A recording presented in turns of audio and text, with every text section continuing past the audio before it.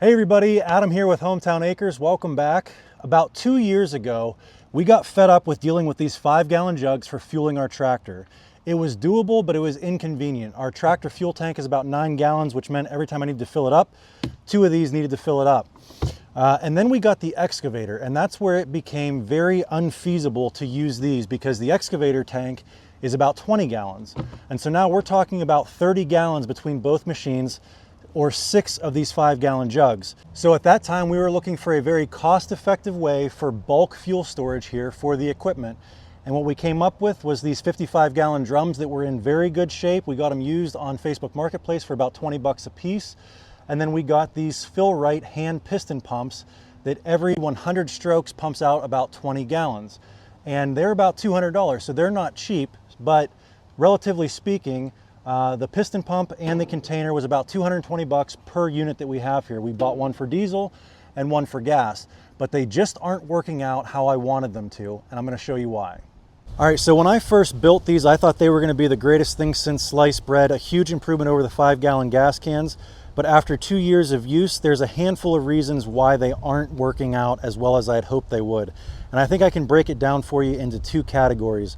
One is how well do they maintain the quality of the fuel, and 2 is ease of use. Let's first talk about quality of fuel. These 55-gallon drums are a very thin wall metal drum, and what that does is it provides very little insulation. So let's say on a 40-degree day, your tank is about half full and your fuel gets up to about 40 degrees, and then overnight it drops down to 15 degrees very quickly.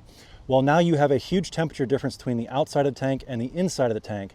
And much like a glass of ice water on a hot day, it's going to condensate, but instead of being on the outside, it's going to condensate on the inside, which is going to cause water to form, and it's going to get water in your fuel. Now, since gasoline and diesel are both lighter than water, that water will sink to the bottom of the tank and it will start to rust. So now you have water and rust particles in your fuel.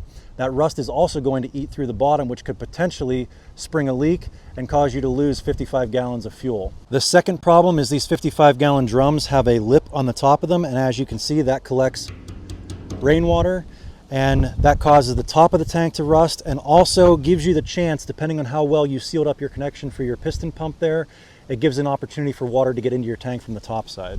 So now let's talk about ease of use, starting with filling them at the pump. So I've got these sitting in an IBC tote. I can load them into the bed of my truck very easily with the pallet forks on the tractor.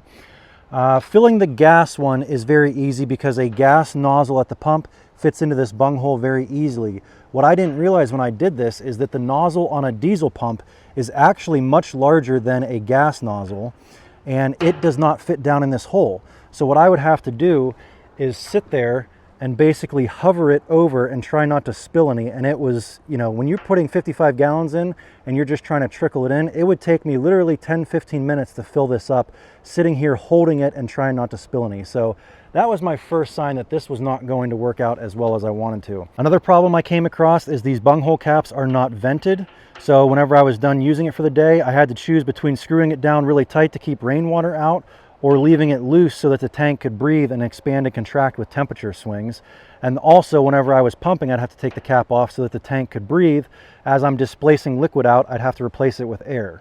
So that covers the problems of filling the tanks. Now let's talk about the problems with filling the equipment.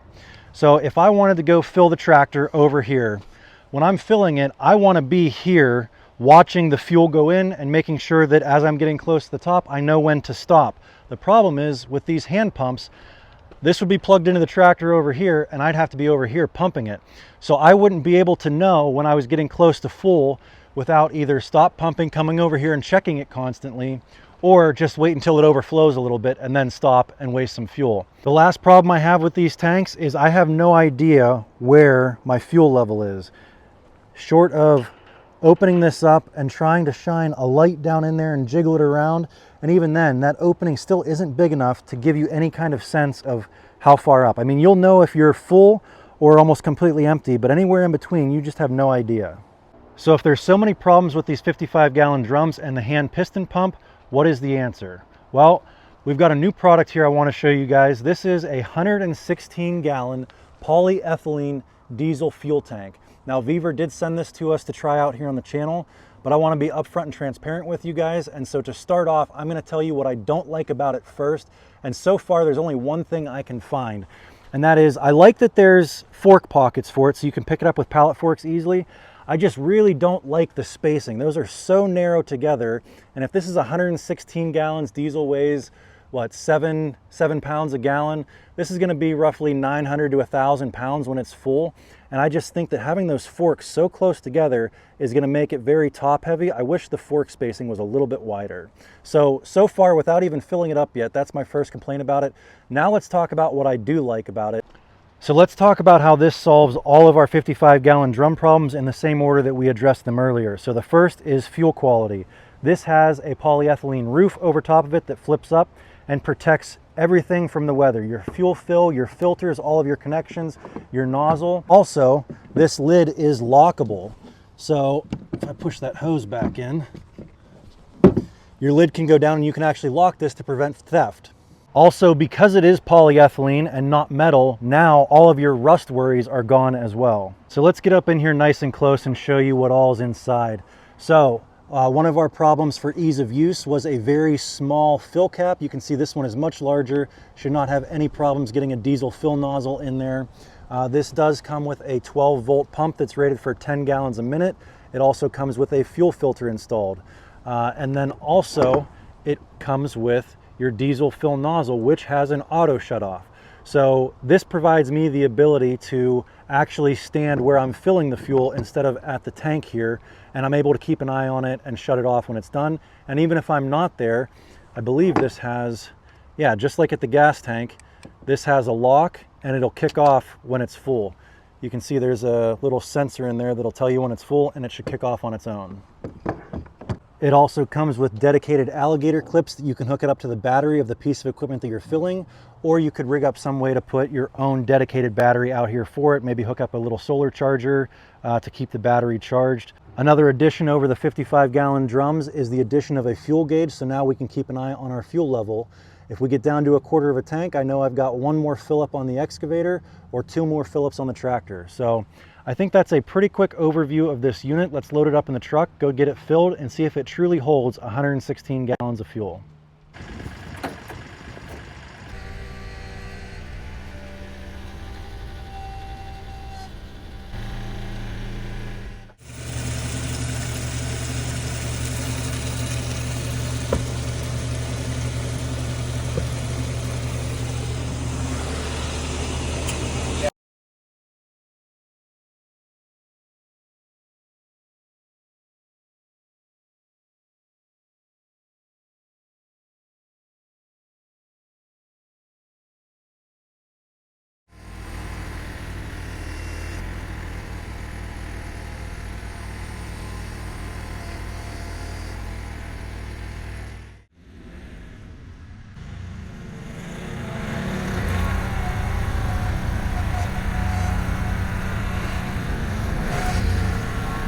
All right, so we just got back from the fueling station and it only took 105 gallons. You can see it's reading full there. And we still have a little bit of room left in there, but definitely not 116. I think what'll happen is over time, these walls will bow out a little bit and allow you to actually get a full 116. But when it's brand new, don't expect to get a full 116 in there. But let's go ahead and try this out real quick. So we've got our jumper cables here. And we're going to go ahead and run these right to the starter on the tractor because it's right here. The battery is all the way on the front of the tractor. And if I had parked a little bit differently, I probably could reach directly to the battery. But this will work just fine. I actually usually hook up to the starter whenever I run my tank sprayer. And our fill for the tractor is on the back. Grab our nozzle. Turn the pump on.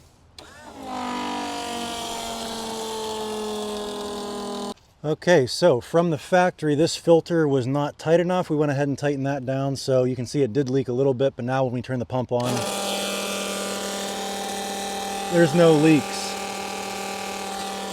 So let's go ahead and fill up the tractor here. And I'm gonna use the auto lock there and just see if it does indeed shut off when the tractor's full.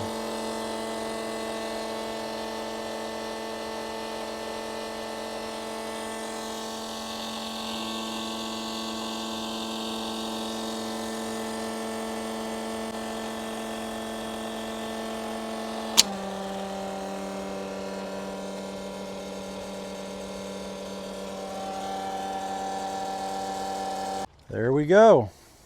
Tractor's full. Auto shutoff works.